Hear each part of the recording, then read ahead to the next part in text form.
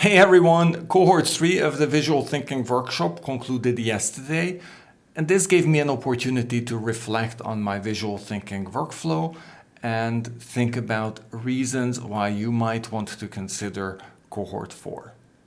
And as I was thinking about this image of a grazing animal ruminating came to mind, and I thought that this was a particularly good parallel to how the visual thinking workflow works.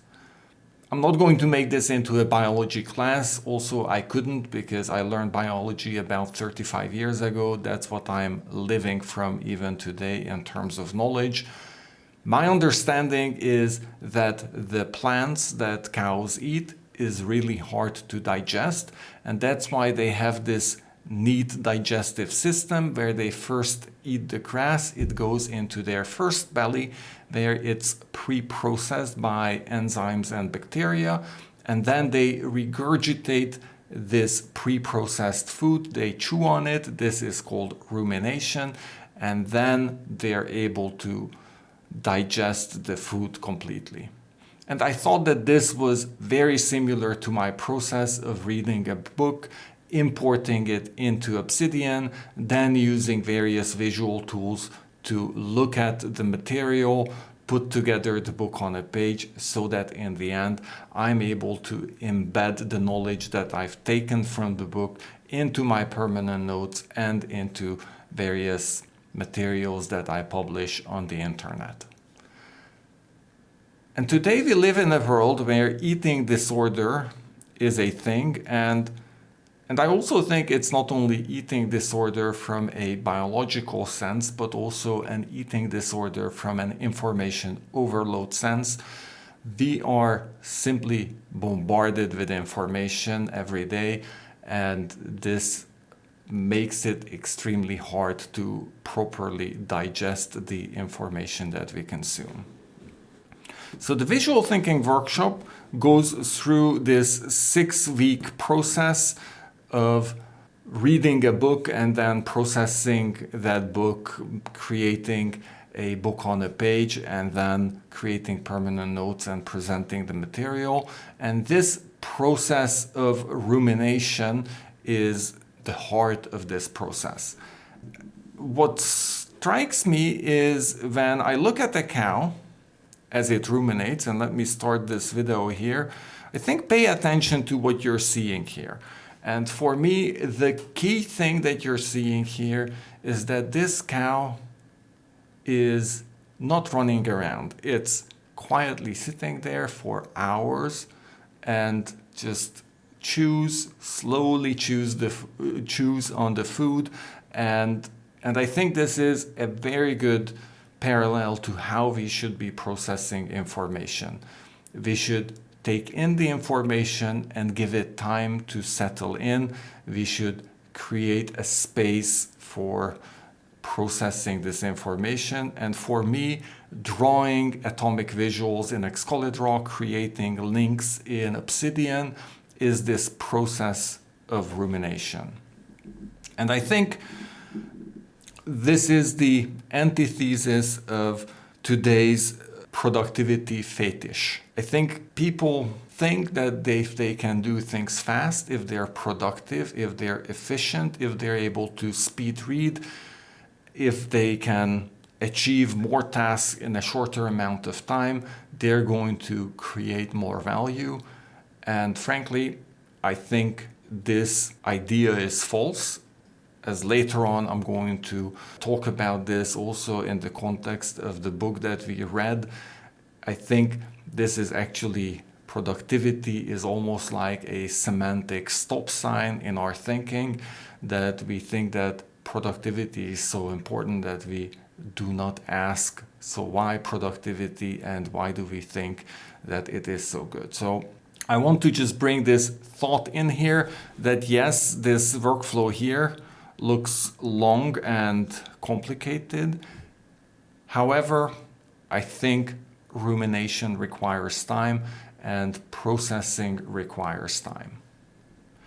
So in the workshop, we were reading a pretty difficult book.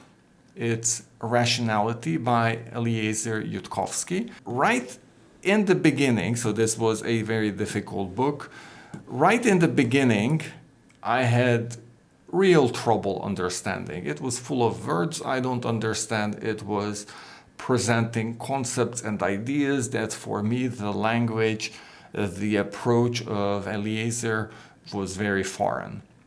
To understand what I'm reading, I decided right during reading chapter 1 for the second or third time that I'm going to create a concept map. And this concept map really helped me hugely in understanding what the book is about. I'm not going to go into the content of the concept map. It is about the definition of rationality and the distinction between epistemic rationality and instrumental rationality. If you want to take a look at this, well, you can always stop the video here and look at this concept map.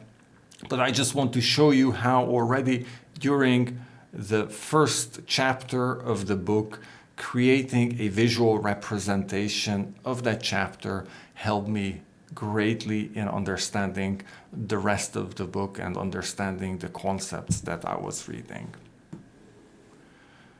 So as my first step in the process, so this is after reading the book, I used Readwise to import my clippings from the book into Obsidian.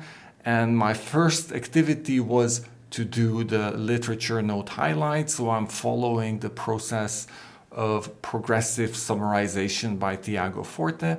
And this is the first pass going through the material. You do your literature highlights. So you can see my literature highlights right here. So this is, I'm not going to scroll through, but these are my literature notes with the highlights.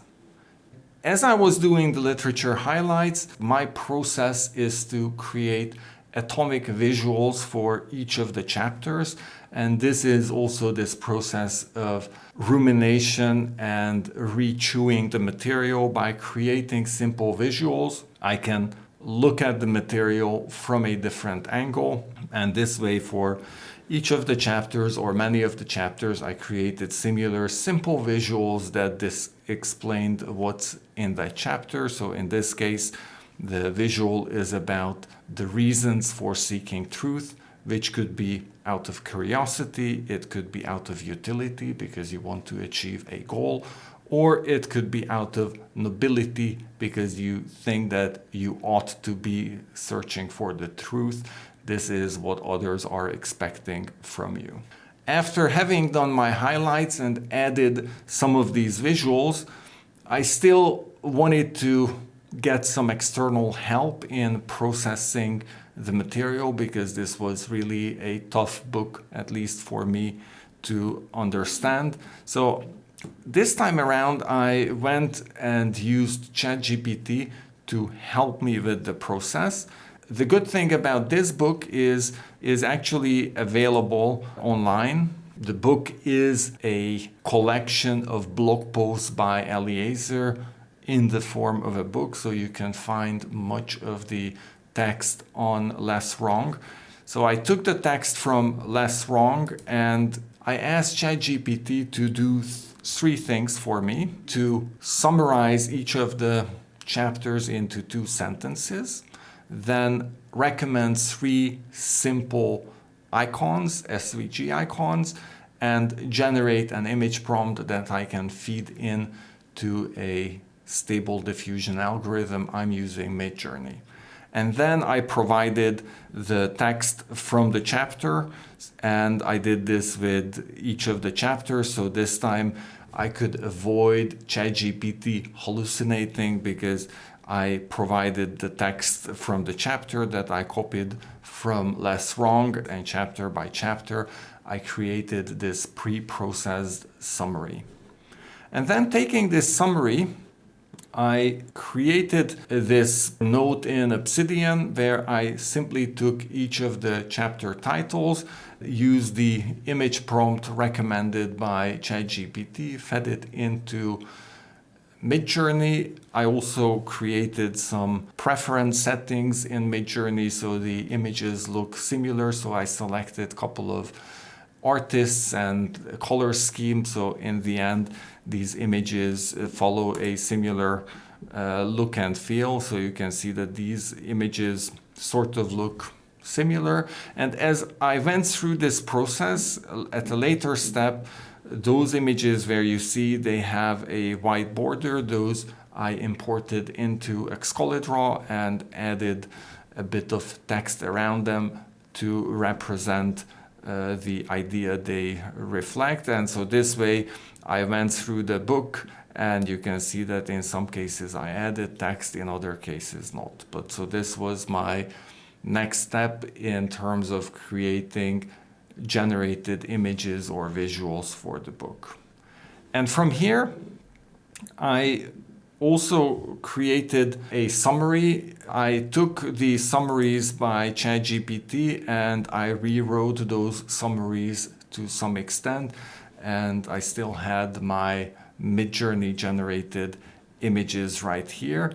But also, I created this map of the book that helped me understand what's going on. So in this case, you can see I took the chapter titles from the book and I organized it into sort of a flowchart story to make sense of what's happening. I can see that I start with the question of why truth, and then the definition of what rationality means, and then I go into this process of our special feature as humans is that we have lens that sees its own flaws. We are able to spot issues or errors in our thinking. So this is where the whole discussion about biases and fake beliefs and evidence comes into the picture. And there are also some blockers to this process, such as the semantic stop signs and using science as a curiosity stopper. I'm going to talk about these a bit later. Creating this summary helped me really conceptualize the logic of what Eliezer was covering in these 45 chapters that are part of Book 1, Rationality. And from here, I did two things. One, I created a book on a page. So this is my book on a page for this book, and I'm going to dive into the book on a page and walk you through the book on a page at the end of this video, so I don't bore you with it if you don't want to watch my summary. But so this is the book on a page at a glance that I created, as well as I stored important notes in my permanent notes in Obsidian.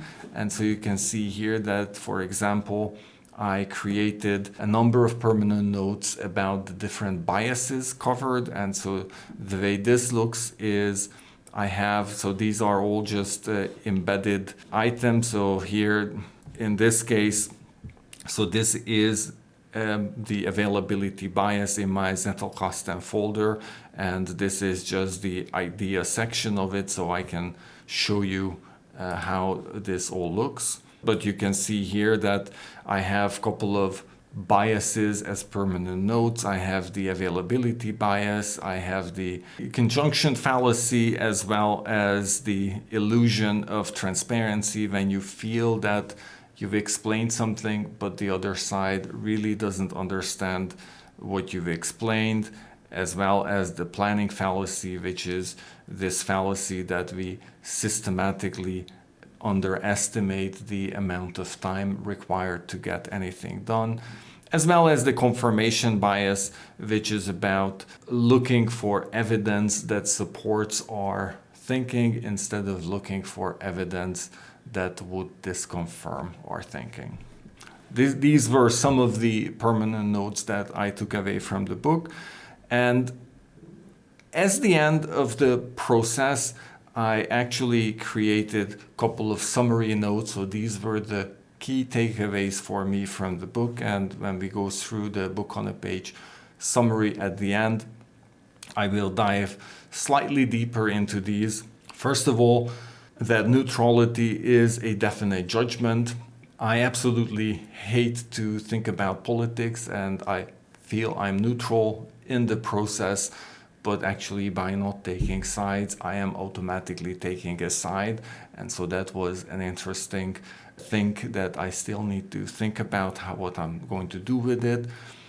I noticed that we use the word productivity on Twitter and on the internet pretty much everywhere as an applause sign. So productivity is a sacred word that we need to say, and then people are going to be happy and they're going to click on the video, they're going to read the post, and everyone is after productivity without really understanding what's behind it or why.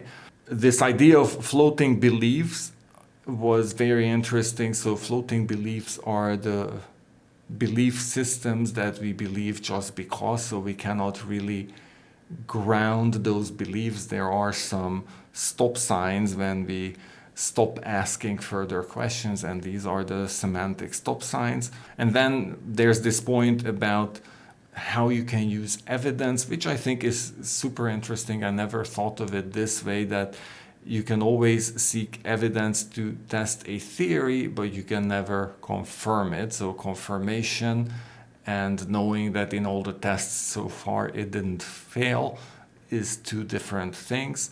And then finally, using scientific words without understanding it is a bit like believing in magic, because you use the word that it is because of this and this scientific fact. You really have no idea why it is. You don't understand it, but still you appear to be intelligent by using the word greenhouse gas emissions in a sentence, even though you really have no idea what that means and how it works together. I could look for a less controversial topic as well, but I hope you get the idea. So if you want to improve your digestive system, I recommend joining Cohort 4. In Cohort 4, we're going to be reading Decoding Greatness by Ron Friedman, and it's going to start on the 27th of May and will be until 1st of July, and you'll find the link to the registration page in the video description. If you're interested in learning how to digest information using visual tools and how to build it into your system, then please join the workshop.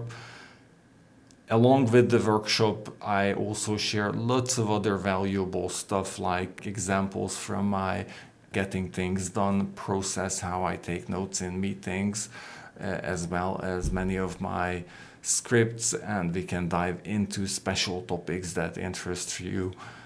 Depending on your interest, I think the workshop can go many ways. There's a core content that's covered in these 6 weeks, but on the side of this, I have 5 office hours where it's your opportunity to ask, and I'm happy to share. So now let me dive into the book on a page and just walk you through a very quick summary of what I took away from this book. So let me click here on the slideshow script and let's get started. So the book is centered around this question of seeking truth for reasons of curiosity, utility, or nobility, and defines truth as an accurate map, or actually rationality is about forming true beliefs and making winning decisions. So rationality has this epistemic rationality, which is about building accurate maps by systematically improving our beliefs. And it's about instrumental rationality, which is systematically achieving our values and ranking actions that will achieve desired outcomes. And so the special feature that us humans have is that we are able to correct ourselves. So we have lens, our eyes, that can see its own flaws. There are many factors that can hinder our ability to build accurate maps. So let's look at some of these factors. So first of all, there are some biases. The biases are certain kind of obstacles to our goal of obtaining truth. Of course, the truth is a very narrow target that we want to shoot to, and the bias is an obstacle that's produced by the shape of our mental machinery. So typically, even if you know about your biases, it is going to be extremely hard to correct them because you will still naturally do it because that's the way you're built. So let's look at some of these biases. First of all, the illusion of transparency. When you feel that you've explained yourself perfectly and the other party has no clue what you mentioned. The availability bias is about giving things that occurred in the near past a higher ranking. In this case, what you see on this picture is a flood, and typically people will not make flood insurance if they're in a flood zone, but the flood not has happened for the last 10-20 years because it's not active in their memory. But if there was a flood recently, then people are going to create or are going to sign insurances for that. So we need to make sure that the way we rank the different risks reflects their true likelihood and not influenced by the recency effect. And the conjunction fallacy I already mentioned. So putting two events together will make it feel more probable. So you will feel that John is an accountant who wears glasses has a higher probability than John is an accountant, because for some reason we connect the idea of accountants with wearing glasses because they're watching numbers on the screen every day. But in reality, these are two independent variables, and actually the likelihood of John being an accountant and wearing glasses is of course lower than John being just an accountant or just wearing glasses.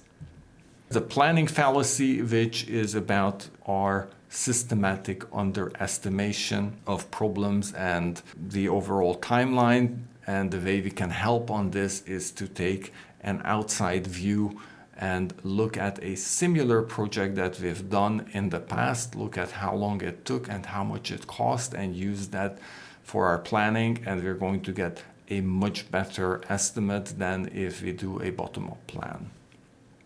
So these were the biases. And then the other type of issues that we might face are fake beliefs. So this dragon here combines two chapters in the book. There's a chapter about this fable of an underground society where some people started to believe that the sky is green. These people eventually come overground and face the blue sky and how they react to that reality. And the other I'm going to go into a bit later on another image as well, a person believing that he has a dragon in his garage. And so that's why I have this blue and green dragon in the blue and green sky here. But so the first topic here is anticipation and proof. This is about anticipating outcomes, and it's interesting that where it is difficult to believe a thing, it is often much easier to believe that you ought to believe it. With this, you start to form these floating beliefs. They're floating because they are not grounded in reality. To understand this anticipation and proof and the floating belief, so think of this person who believes that they have a dragon in the garage. So you say, okay, let's go to the garage and let's take a look at the dragon. And he says, oh no, but the dragon is invisible. So you say, no problem. If it's invisible, it should still have a body so we can touch the invisible body. But oh no, it's also immaterial. So this person who believes that there's a dragon in the garage, of course, knows what to anticipate. The garage is going to be empty, but still you're believing in something that you will not find in reality. And so this conflict is this whole issue of anticipation and proof. There's this other similar story in the book. What happens if a tree falls in the woods and there's no one to hear it? Will it give a sound? So you can have a debate of why you would believe that it will make a sound or not. So this guy is planting a microphone here to record that. Then in this context, applause lights was a very interesting chapter in the book. And this is about words that we say not because we understand it or that it really has additional meaning in the sentence, but because we want to gain the approval of the crowd that we are talking to. So for example, often liberal democracy is used in this context. We need to say it because that's how we get appreciation from the crowd. And finally, there's this topic of belief as an attire. So when we stop anticipating as if our religion is true, we will go to great lengths to convince ourselves we are passionate, and this desperation can be mistaken for passion. The thinking that Eliezer puts around it is, however, it is very easy to genuinely and passionately belong to a group and to cheer for your favorite sports team, and this is how Eliezer conceptualizes people belonging to religious groups, when in their heart they really cannot believe the religion they are believing, but for them, the group they belong to is so much important. And then the other topic here under fake beliefs is needing to get off the fence. So the two topics here is, one is that neutrality is a definite judgment, and I think this quote is super powerful. So if you try to stay neutral in a conflict when there's a conflict between a powerful and the powerless, then you're really siding with the powerful. And the picture here is of an example where the school principal goes to the children on the playground who are fighting and says, it doesn't matter who started the fight, stop it. But of course it matters who started the fight, only the principal doesn't want to spend time on it, but in the end someone is bullying the other and it really matters who started the fight. So this is the conflict here, trying to demonstrate how neutrality is a definite judgment.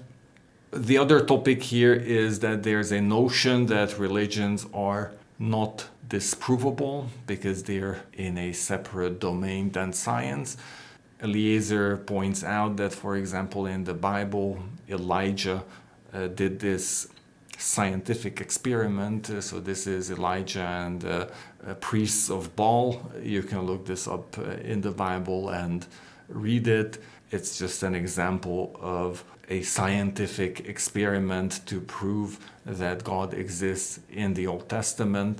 But in today's world, with all the tools we have in terms of validating statements, this type of experimentation is no longer part of mainstream religion. So these were about fake beliefs. And then where the discussion goes on to is, so how can you fight fake beliefs and biases? You can fight it by looking for evidence. So if we talk about evidence, this is a super interesting thought here, that evidence is an event that is linked by cause and effect to the thing you want to know about. So here the example you see is, how do you know that your shoes are untied? Well, there are photons coming from the sun that will bounce off from your shoelaces, which will hit your retina, and then through neurons it will go to your visual cortex, where you will form the idea that my shoelaces are untied. So there is no real immediate connection between the event that you're thinking about and your thought about it, but there's this long chain and effect of cause and effect that leads you to think that your shoelaces are untied. There are 4 different types of evidences. Actually, Eliezer mentions 3, and then later on he mentions historical evidence, because he argues that the historical evidence is similar to how your shoelaces are registered, only the cause and effect chain is different, because it is not that physical route, but it's more the historical route, but still historical evidence can be interesting. Anyway, there's rational evidence, which is based on probabilities. There's historical evidence, there's legal evidence that of course follows the court rules, and then there's scientific evidence which must be reproducible. And so here there are 2 different big topics that we are going to look at. First, about evaluating evidence, and here the core message is you should always prefer the simplest explanation that fits the facts. Also, always keep your eyes open to notice when your model does not fit the data. Always look for disconfirming data as you're doing experiments. And so there are 3 topics here I want to highlight. One is about confirmation bias, the importance of writing down the experimental predictions before doing the experiment, because otherwise confirmation bias will lead to false evaluation of the experiment. Second, that if you have a hypothesis that forbids nothing and therefore permits everything, then it will not constrain your anticipation. So this is about many of the magical explanation, like the law of attraction, that really doesn't prove anything, and therefore, because it doesn't forbid anything, therefore it's not going to help you with constraining what to anticipate as an outcome. And finally, there's Occam's razor, which talks about this idea that the more complex an explanation is, the more evidence you will need to justify it. Therefore, the simpler the explanation, the more likely it is to be true. But then there's this whole discussion about the lady at the end of the road is a witch because she does things that a witch would do, is the simplest explanation, but still not correct. So you need to be careful on how you interpret or misinterpret Occam's razor. And then there's a set of blockers that you need to pay attention to. The fundamental question you should be asking yourself is, how much of the knowledge I use every day would I be able to regenerate from deep deletion? And so there are 5 topics here. First of all, there are some words from the past, elan vital and phlogiston, but in more recent time, the word emergence. These are magical words where we don't really understand how the process works. And so Eliezer advocates that to worship a phenomenon because it seems so wonderfully mysterious is to worship our own ignorance. Then here's the image about using scientific words as if it's a literally genre. People use scientific words without really understanding what their meaning is, and this is false practice because you appear to be intelligent and well learned, but in reality you don't understand the words you're using. You're just regurgitating words that you were taught or that you heard in the news. Science as a curiosity stopper is the process when, just because someone has already understood it and wrote it down, your curiosity stops at that point. Eliezer advocates that we should further investigate topics to make sure that we have our own deep understanding of them and don't stop with the statement that, oh, someone explained it already, so I'm no longer interested. I know how it works. Semantic stop signs are words where the discussion stops. These are words like God or democracy, where if you utter these words, there is really no point in further asking challenging questions. these are the points where we should really not go and ask further. Of course, this is not good practice. We should ask questions because otherwise we are blocking critical thinking. And then reciting versus understanding, and this is what is conveyed by our school systems, that instead of children learning effectively how something works and internalizing and understanding, they're trying to learn the words that the teacher is looking for. Eliezer calls this guessing the teacher's password, so guessing words and trying to get a good grade, not by understanding the topic, but by guessing the right words. And then finally, there are not many tools in the book that would support instrumental rationality, meaning systematically achieving your goals. There's one, however, that's mentioned, and this is about this example with cards. So the story is, and just think about it for a moment. So there's a deck of cards with red and blue cards. You need to guess what color the next card is going to be. After a time, you start to sense that there are about 2/3 of red cards and 1/3 of blue cards in the deck. And so the question is, what's the right strategy? What should you be guessing? How should you be guessing the cards to get the highest number of wins, i.e. the highest probability of guessing the right card? So think about this for a moment. The statement that Eliezer puts here is, just having a random key will not open a random lock just because they are both random. So that's an important thing. This was an interesting example, so I thought I would bring it in here. But overall, so that is my summary for the book. I hope you found the summary helpful. Going back to our canvas, so this is the story we went through. We started with this story about our cow and the digestive system, and then from here we went through the process that I went through while processing the book that we read during the visual thinking workshop, Rationality, and this led us to the book-on-a-page summary. And as closing, I would encourage you to take a look at the website for Cohort 4 and register. The workshop will start on 27th of May, and I hope to see you there. Thank you.